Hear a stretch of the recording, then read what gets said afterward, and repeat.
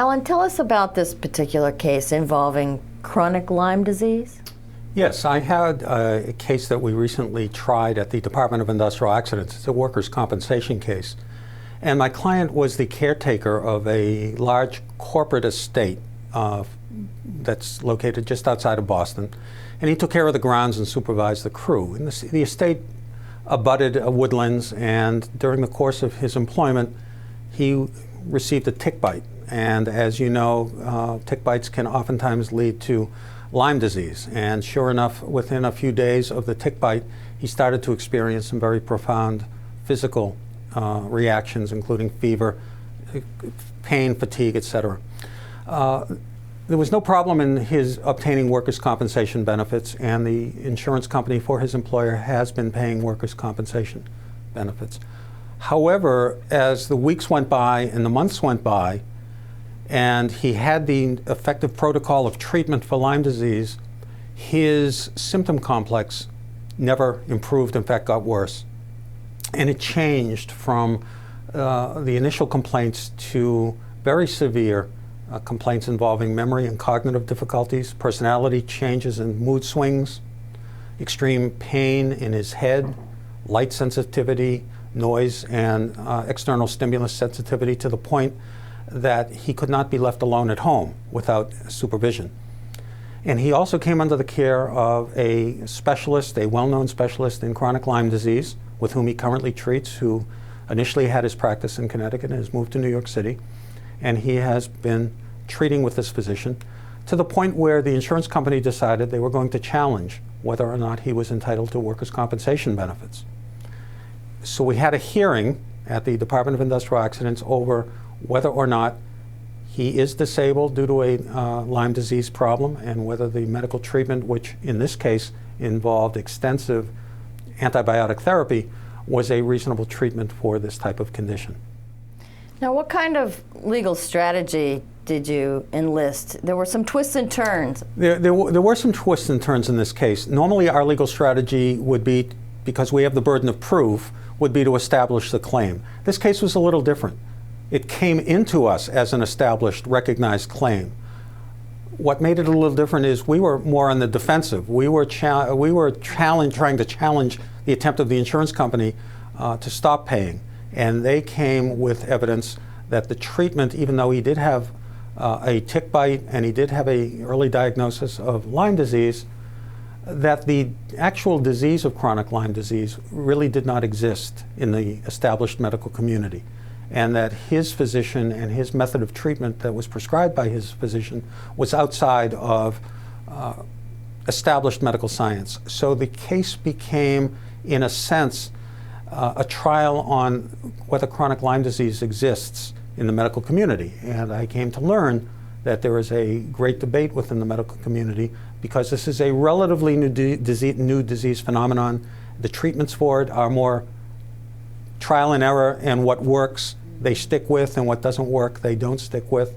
And the case sort of became a little more broad than just simply involving my client. What was the outcome of the case?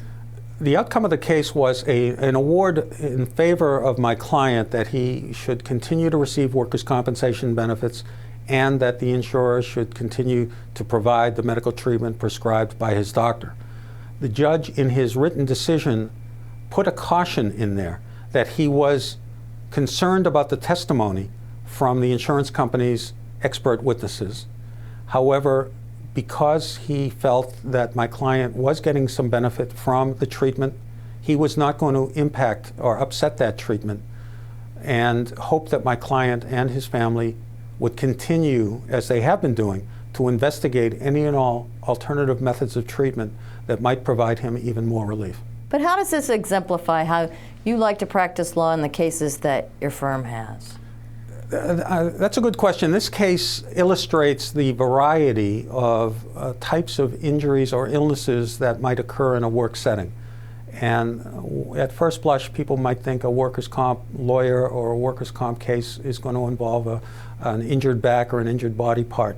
But it involves many times more than that. Makes our cases interesting, makes them challenging, And it could be anything from a tick bite, it could be exposure to chemicals in the workplace, exposure to latex in a hospital or medical setting, exposure to mold or poor ventilation in an office or factory building that might lead to medical consequences.